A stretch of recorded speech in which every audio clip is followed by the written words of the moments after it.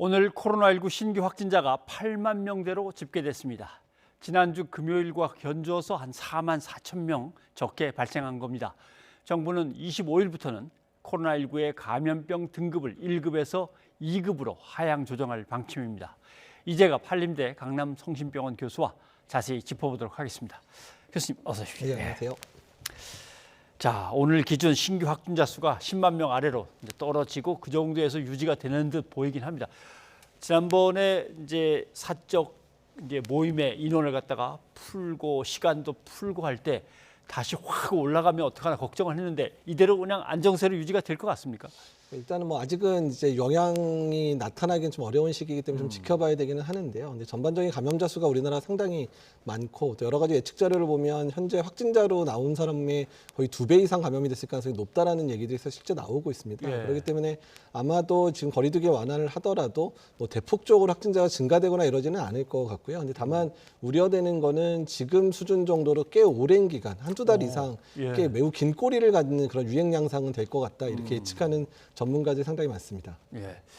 이제 걱정하는 것 중에 하나가 확진자는 줄지만 고령층 감염 이 비율이 당체 떨어지질 않는다라고 하는 거죠.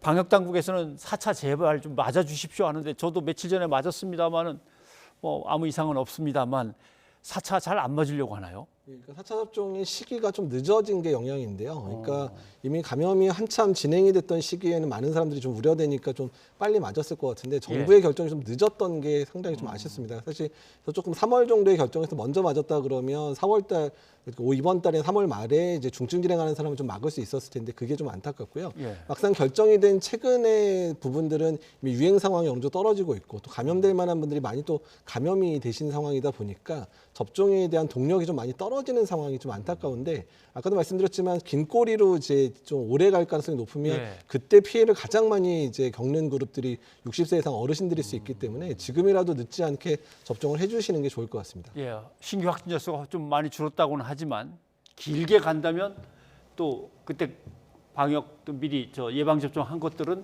효력이 떨어지니까 네. 그때 가서 또 고령층이 위험해진단 말씀입니다. 네, 맞습니다. 예. 알겠습니다. 자, 다음 주에는 일상 회복의 범위도 확 넓어집니다. 25일부터 어떻게 바뀌는지 좀 설명을 해주시죠. 네, 사실 25일의 가장 큰 변화는 일단은 지금 현재 감염병, 그러니까 법정 감염병 등급이 1급에서 2급으로 나누는 부분이 달라지는데 일단 일상생활에서는 이제 지난주에 이제 거리두기 완화했었던 내용 중에서 이제 실내 시설이라든지 여러 이제 뭐 경기장, 축구장 이런 데서 취식이 금지됐던 부분들이 이제 취식이 허락되는 부분들이 다음 주부터 가장 큰 내용들이긴 한데요. 근데 기존에 이미 기사에 나왔지만 뭐 택시나 지하철, 시내버스는 워낙에 이제 음식물 섭취 안 됐던 데는 계속해서 섭취는 안 되지만 그러니까 좀 다중이용 시설의 일부 시설, 영화관 이런 데서 취식이 허락된다. 이 부분이 다음 주 가장 큰 변화라고 생각하시면 될 것 같습니다. 예. 이제 오는 30일부터 한 달간 걸쳐서 사실 제일 안타까웠던 거죠. 요양병원이나 이런 데 노모나 또는 어르신들을 갖다가 모시고 있는데 가서 직접 만나 뵙지를 못하니까 항상 그게 제일 안타까웠던 건데 이제 그게 면회가 가능해진다라고 하는 건데 어떻습니까? 근데 고위험군들이 모여 계신 곳이다라고 해서 제일 걱정을 많이 했던 곳인데 거기에서 이제 대면 면회가 가능해진다라고 하면 이게 또 걱정은 또 따로 되네요. 예, 사실 유행 규모가 많이 떨어지긴 했지만 그래도 이미 뭐 8만 명, 10만 명 이렇게 발생하는 상황이라 또 요양원하고 요양병원의 집단 발병이 아직 안 끝난 데가 상당히 많거든요. 아직도 지금 진행되고 있는 기관들이 많아서 조금 그러니까 뭐 그렇다고 또 안 할 수도 없는 시기에 너무 지금 우울해지고 있으셔서 근데 어쨌든 어쩔 수 없는 선택이긴 하지만 매우 조심스럽게 진행돼야 되는 건 맞습니다. 그러니까 이게 꼭 좀 만나게 해드렸으면 좋겠다라는 바람은 또 이쪽에서 따로, 그다음에 걱정대로 따로 해야 되고 이런 건데 이게 풀리더라도 가족들이 우르르 다 몰려갈 수 있는 건 아니죠. 예, 그러니까 한 번 면회할 때 4명밖에 안 되고 하루에 딱 4명밖에 안 되는 부분이고요. 그리고 예방접종력이 되게 까다롭습니다. 일단은 면회를 하시는 분들 같은 경우, 그러니까 면회 이제 입소에 있거나 입원해 계신 분들은 4차 접종 다 마치신 분들이어야 되고 또 방문하시는 이제 면회객들 같은 경우는 3차 접종을 완료를 했다든지 아니면 이제 최근에 감염이 됐던 분들, 그러니까 뭐 한 번이나 감염된 분은 2번 이상 접종을 한 분들 또는 90일 이내 확진 이력이 있는 분들만 이제 방문을 할 수 있거든요. 그래서 조건을 좀 까다롭게 하기는 했는데 사실 이 부분을 요양병원에 오는 분들에 대해서 요양병원 직원이 다 확인하는 것도 사실 쉽지 않거든요. 예. 좀 우려가 가족이 되긴 한 합니다. 뭐 세 분 네 분 오셨는데 자 지금부터 하나씩 몇 번 맞으셨고 몇 번 뭐 감염된 적이 있으십니까? 뭐 음성 마지막에는 언제 그게 나왔습니까? 이걸 다 확인해야 되는군요. 예, 그러니까 사실은 요양병원 입장에서도 저런 부분들이 다 이제 부담으로 작용할 수 있습니다. 예, 쉬운 일은 아닌 것 같은데. 자, 그러면 이제 감염병 등급이 드디어 1등급에서 2등급으로 내려온다. 그러면 관리 체계는 어떤 점이 달라집니까? 일단은 이제 격리 부분이 법적인 의무였었기 때문에 법적으로 격리를 시켰으면 당연히 그에 해당되는 비용 다 정부가 됐던 거죠. 아, 예. 그러니까 이제 뭐 진단비, 치료비 다 정부가 내줬던 부분인데 이제 이 부분이 이행기 때부터 조금씩 본인 부담금이 올라가기 시작할 겁니다. 그래서 일단 진단 검사 체계에서도 본인 부담금이 조금씩 올라갈 거고요. 이행기가 끝나게 되면 일단 정부 차원에서의 지원은 거의 없어지고 보험에서 그러니까 건강보험에서 지급되는 수준 정도의 지원만 가능해질 거기 때문에 국민들의 이런 치료 부담이 어느 정도 늘어날 수 있다는 부분들이 좀 우려가 좀 돼서 그래서 특히 취약계층들의 치료나 이런 거에 동참을 잘 못하게 되는 상황들, 그러니까 병원비가 이제 없어서 이제 그런 부분들은 정부 차원에서 보완을 좀 해야 될 것 같고요. 그다음에 이제 신고 의무도 이제 코로나19 이제 1급일 때는 바로 신고를 했어야 되지만 이제 하루 이내에만 신고하면 되고 이런 좀 약간의 이제 상황들의 변화는 될 수 있습니다. 예. 근데 실외로 나와서 마스크를 이제 쓰느냐 벗느냐 가지고 아직도 갑론을박이 네. 벌어지고 있습니다. 어떻게 보면 뭐 마스크라는 게 가장 가성비가 좋은 안전한 그리고 값싼 어떤 방식이긴 한데 방역 조치이긴 한데 그래도 이제는 뭐 야외에서 바람 부는 널찍한 곳에서는 안 써도 되지 않나? 어떻게 보십니까? 그러니까 일단 이제 좀 발상을 좀 바꿔야 되는 정부도 발상을 바꿔야 되는데요. 네. 그러니까 지금까지는 뭐 거리두기나 이런 게 정부 차원에서 다 이렇게 강제됐던 부분들이 많잖아요. 근데 이제 다 해제했잖아요.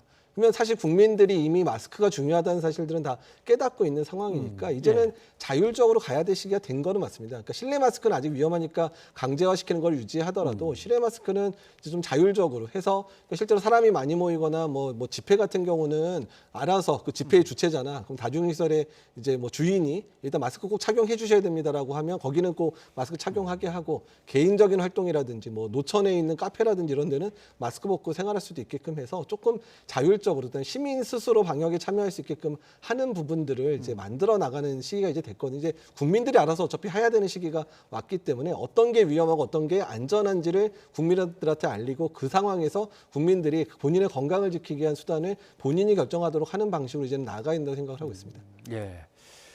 근데 이제 다수는 일상으로 복귀도 하고 물론 약간의 후유증을 뭐 백신 맞은 뒤에 앓기도 했지만 또는 코로나에 감염된 다음에 알았다가 다시 이제 벗어나서 비록 그게 길게 후유증이 이어진다 하더라도 강한 건 아닐 수 있는데 엄청나게 강한 후유증을 계속 앓고 있거나 심지어는 가족 중에 목숨을 잃은 분들도 있고 이렇다면 이게 백신하고의 인과성을 갖다 바로 인정을 못 받고 계속 끌다 보니까 여전히 원망으로 남아 있고 그런 얘기들을 사람들은 계속 접해야 되거든요.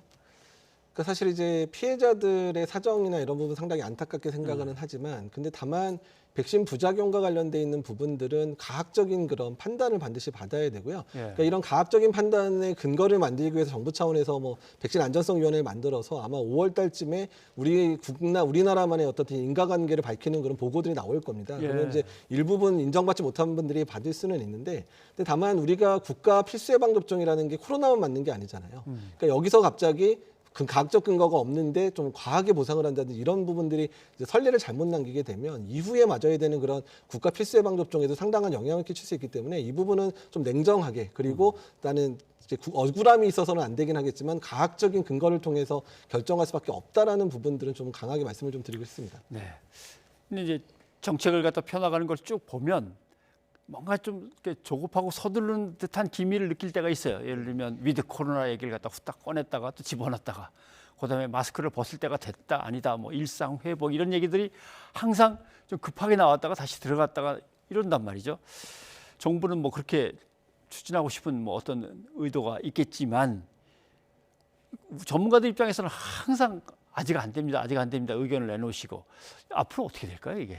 그러니까 이제 이런 부분에 있어서는 이제 중장기 계획을 좀 잘 세워야 되거든요. 그래서 뭐 일상회복지원위원회 이런 게 있긴 있었지만 좀 정부 차원에서 위원회들을 좀 통폐합을 하고 그리고 그런 위원회의 결정 사항들이 바로 받아들여질 수 있는 그런 거버넌스 체계를 좀 변경을 해서 그러니까 좀 네. 이런 부분들을 좀 진중하게 논의할 수 있고 좀 과학적으로 논의할 수도 있고 또 그 부분이 정책에 또 잘 반영될 수 있는 그런 구조를 만드는 게 앞으로 이제 감염병 재난에 있어서 가장 중요한 부분들이 될 것 같고요. 특히 이번 코로나 오미크론의 이제 마무리 단계에서부터 이런 부분들을 제대로 해줄 수 있어야 예. 추후에 새로운 유행이 오든 또 만약에 뭐 안정이 되든 간에 추후에 팬데믹이나 이런 걸 대비하는 측면에 있어서도 이제 민간 전문가, 정부 또한 이제 이런 부분들에 대한 거버넌스 체계를 이번에 새롭게 좀 확립하는 게 매우 중요할 거라 생각되고 새 정권에서 그런 부분들을 꼭 반영을 해주셨으면 좋겠다는 생각을 하고 있습니다. 예, 정부와 전문가들의 거버넌스 좀 잘 됐으면 좋겠네요. 진중하게 과학적으로 항상 논의를 하고 알겠습니다. 네. 자, 교수님 오늘 여기까지 듣겠습니다. 네, 고맙습니다. 감사합니다.